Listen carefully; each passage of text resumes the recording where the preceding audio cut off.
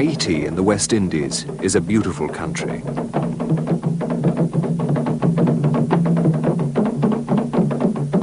But what happens to its people is largely ignored by the outside world.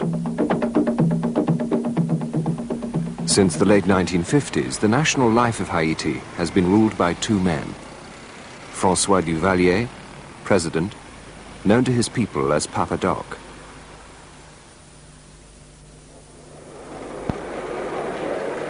François Duvalier died in 1971.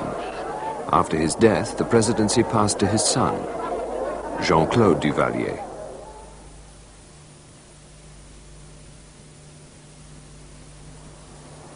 The other name associated with the presidential family is Tonton Macoute.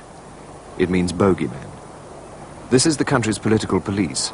Operating under the president's direct command, they have arrested, tortured, and killed hundreds of victims. Many have disappeared altogether. Yves Médard, a filmmaker who works under the name Rassou Labouchin. He and his wife ran a youth center in Haiti. He was arrested on the 29th of August 1983, after he returned from exile.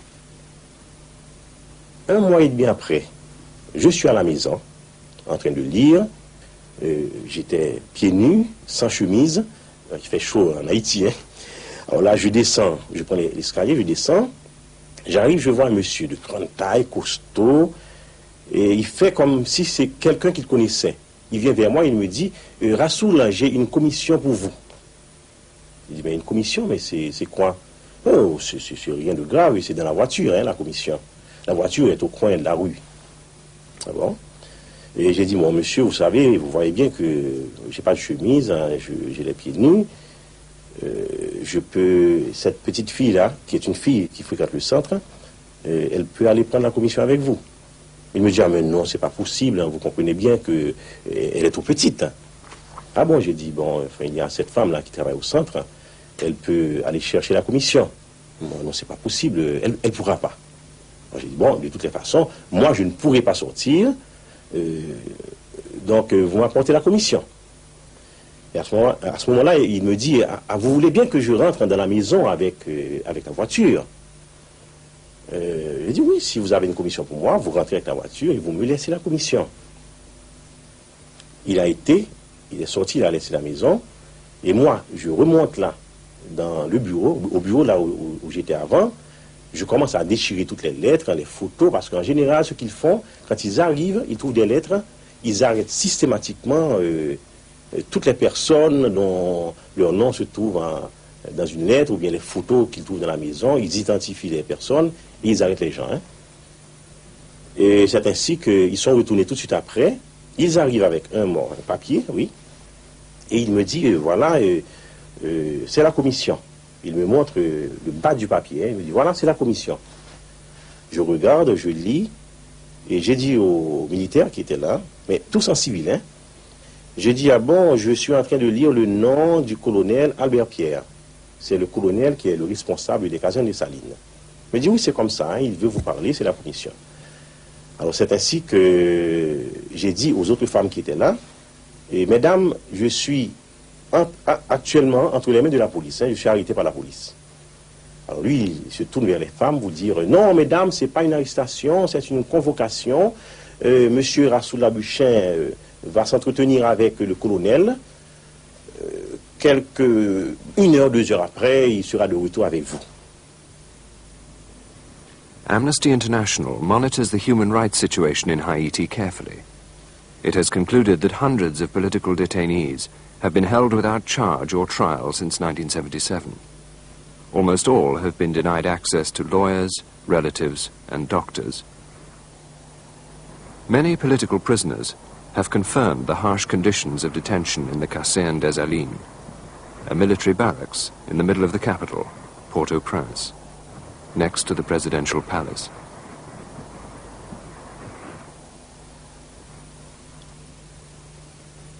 Evans Paul, a journalist, was arrested in October 1980. Like Yves Médard, he was held incommunicado, without charge, in the Caserne des Salines. À mon tour, j'ai été appréhendé le 16 octobre 1980 à l'aéroport de Port-au-Prince.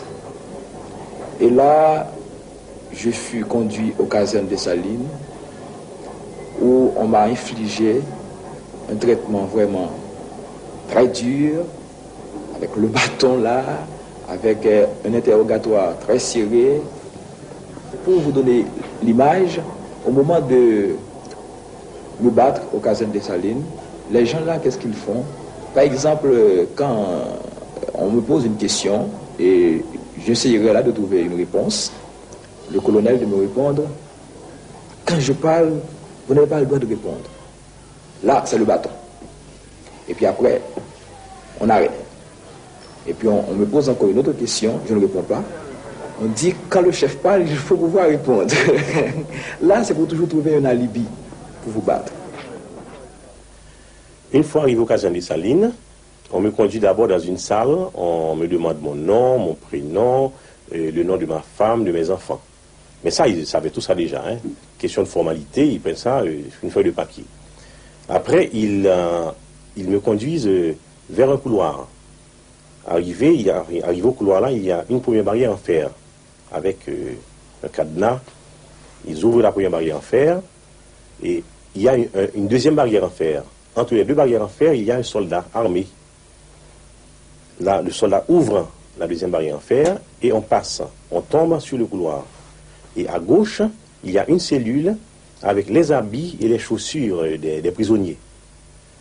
On rentre dans cette cellule. Et à ce moment-là, le lieutenant qui était venu m'arrêter, il me dit tout de suite, vous enlevez tous vos habits. Et j'enlève mes habits, et il me dit, je vais vous donner un conseil. Vous ne donnez pas votre nom à personne ici, sinon ça va être grave. Ça veut dire qu'il va me punir gravement. Hein? Et là, c'est vraiment, c'est comme si on m'avait pris mes habits et mon nom. J'ai plus de nom, plus d'habits, plus de nom. On me conduit dans le couloir, ils vont avec moi vers la cellule 12. Ils ouvrent la cellule, je rentre dans la cellule, et il me dit tout de suite, c'est votre chambre. Et il ferme. The 70-year-old former teacher, Frank Blaise, was held in unacknowledged detention in the Caserne des Salines. For 77 days, he was held incommunicado, in a completely dark cell. In 1983, the Congress passed a new constitution, but the Tonton Macoute and other branches of the security forces continue to disregard its provisions. Arrests are usually carried out without warrant, in violation of Article 24. Prisoners are rarely brought before a judge within 48 hours, as Article 25 stipulates. The courts are usually bypassed. These unconstitutional methods are used to suppress any attempt to express political dissent. Silvio Claude, the founder and president of the Haitian Christian Democratic Party, has spent most of the past 5 years in hiding or in prison. Alors en fait, vous êtes poursuivi, persécuté depuis quand même un certain nombre d'années. Ah oui, depuis près de 5 ans. Depuis près de 5 ans. La seule raison, c'est parce que j'ai fondé un parti politique, et c'est cela au terme de la loi de mon pays. Vous êtes un légaliste.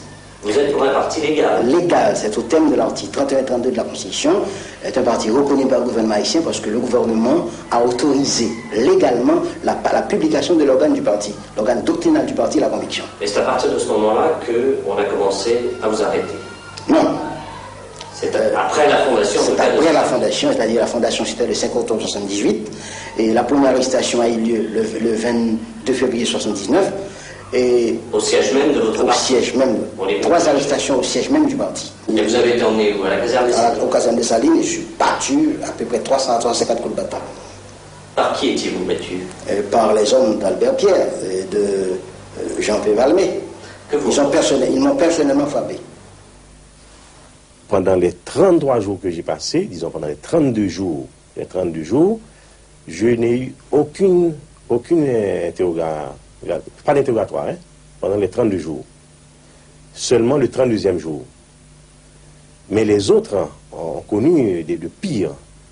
Il y en a qui passent devant le colonel pour être interrogés, et au cours de ces interviews-là, ils sont frappés par la police,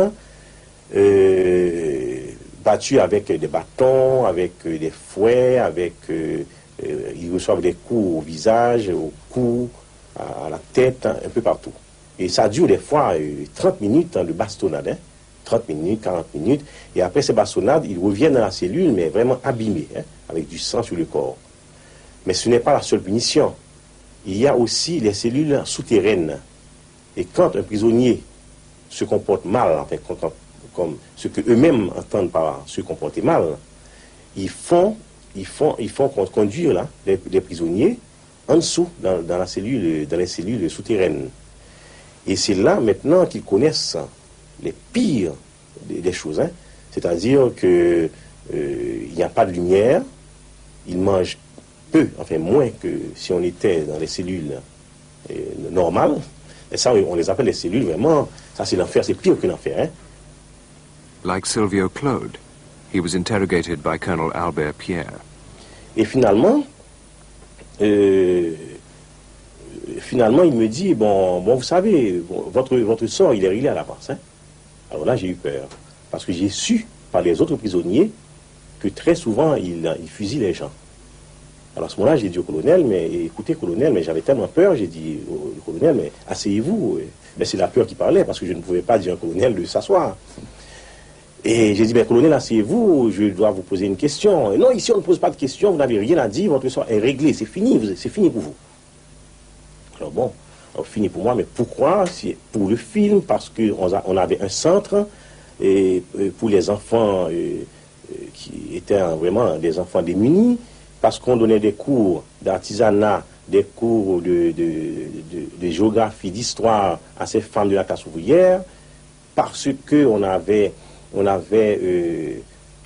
on militait, mais comment pour faciliter les gens des classes pauvres, démunis, de pouvoir au moins bénéficier de la lecture, de la nourriture pour les enfants. Et à ce moment-là, j'ai dit, mais colonel, asseyez-vous. Bon, finalement, il me dit, bon, écoutez, je vous écoute, qu'est-ce que vous voulez dire? Parce que c'est fini pour vous. J'ai dit, colonel, est-ce que j'aurai le droit de vivre dans mon pays comme je l'ai toujours voulu, quand je serai libéré? Alors là, il me dit, ah, non, c'est fini pour vous. Hein. Vous partez pour l'exil définitivement cette fois-ci. Now living in exile, he still remembers his last day of imprisonment vividly. En me libérant, j'avais une grande joie et une grande tristesse. Une grande joie pour pouvoir sortir de ce lieu d'enfer, de cette affaire. Et une grande tristesse, c'est le fait de savoir que les autres prisonniers vont rester là pendant on ne sait combien de temps et vont pouvoir laisser leur peau aussi. Je me rappelle bien que le prisonnier d'en face, qui me regardait avec les larmes aux yeux, en me disant, Rassoul, toi tu as un nom. Tu écris, tu fais des films, on te connaît à l'extérieur et à l'intérieur du pays. Des gens peuvent faire des démarches pour vous. Des organisations internationales peuvent faire vraiment, prendre des initiatives pour votre libération. Mais moi, on ne me connaît pas. During Jean-Claude Duvalier's rule, many prisoners have disappeared. In Fort Dimanche prison, now closed, many prisoners were reportedly executed, or died of starvation, or untreated illness. In 1979, the Inter-American Commission on Human Rights published a list of 151 prisoners who reportedly died there between 1974 and 1976.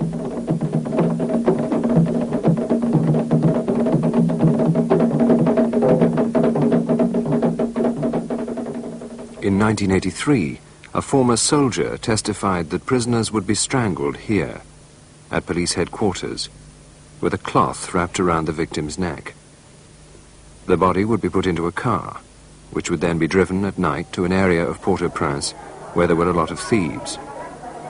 The corpse would then be shot and dumped. The intention was to make it appear as though the victims themselves were thieves. William Josmer disappeared in January 1982 after being taken from the National Penitentiary. Fears for his safety and that of other missing prisoners continue. Faced with this pattern of human rights abuses, Amnesty International operates a special network to launch telex appeals known as urgent actions. They have to be urgent, because the danger of torture, disappearance or killing is often greatest in the first 24 or 48 hours after arrest. They are sent to Amnesty International volunteers in dozens of countries, who respond by sending telexes and express letters urging that the potential victims be treated humanely. Moi, j'étais, je peux dire, un cas très particulier dans cette prison, en ce sens que on me conduit au caserne de Salines, on m'enferme dans ma cellule pendant 32 jours, aucune question, on ne me conduit pas au bureau du colonel pour être interrogé, et les prisonniers commençaient à me dire, ah bon, c'est peut-être, il y a peut-être une pression internationale, peut-être que l'Amnesty International a dû intervenir pour vous, peut-être que les organisations démocratiques ont intervenu, et à ce moment-là, j'ai compris. Mais je comprenais ça dès le début, dès le deuxième jour, hein, j'ai pu comprendre ça. Parce que dès le deuxième jour, moi je ne voulais pas manger. Hein, donc j'ai passé toute la soirée, la soirée quand je suis arrivé dans la cellule, on a laissé pour moi un peu d'avoine, je ne voulais pas manger ça. Le lendemain matin non plus, j'ai pas mangé. Enfin, j'ai passé 2 jours et demi sans manger. Mais le militaire, il vient souvent pour me dire, mais vous mangez, vous devez manger, vous n'allez pas nous créer des problèmes. Et les autres prisonniers m'ont dit, ah, il doit y avoir des pressions. Mais il faut que je dise tout de suite que Michael, dès qu'elle ait su que j'étais entre les mains de la police, elle a commencé à écrire des lettres partout. Très souvent, les gens se laissent terrasser par l'événement, par la douleur, parce que c'est dur d'avoir quelqu'un d'arrêté en Haïti. Souvent, la vie de la personne est en péril, parce que c'est une arrestation illégale. On ne sait pas où est détenu le prisonnier, on n'a pas de ses nouvelles, on n'a rien, donc il peut disparaître aussi vite. Donc c'est une raison d'anxiété très, très, très grande. Donc souvent, les gens se laissent, comme j'ai dit, terrasser par cette douleur, et ils oublient qu'il y a des ressources disponibles, des démarches qu'il faut entreprendre pour essayer d'avoir des appuis et afin d'obtenir la libération du prisonnier. Continuous pressure can achieve real results. After 3 years in Fort Dimanche, Mark Romulus was reunited with his son, Patrice. Amnesty International had taken up his case. It took 2 years for the government to admit he was in detention, but he was eventually included in an amnesty for political prisoners. Les prisonniers commençaient par me dire qu'on va vous libérer soit demain, soit après-demain, mais de toutes les façons au cours de la semaine. Hein. Et je leur ai dit, mais comme on va me libérer, c'est certain, est-ce que je peux avoir vos vrais noms? Et alors là, ils ont dit, bon, ils ont fini par accepter. Hein, et ils commençaient par me dire leur nom. J'ai pu prendre ainsi, et puis mémoriser ainsi le nom de tous les prisonniers qui étaient dans la cellule, le nom de leurs parents, de leurs pères, de leurs tantes, ceux-là qui vivent au Mexique, aux États-Unis, en Europe, partout. Et ça a été vraiment tout un travail de 5 heures de l'après-midi. Et j'ai passé toute la nuit et on me répétait à tout moment juste que j'ai pas dormi la nuit, hein, toute la nuit à parler, à prendre les noms, Mark Romulus and Yves Medard were lucky. Hundreds of others were never given the opportunity to tell their stories.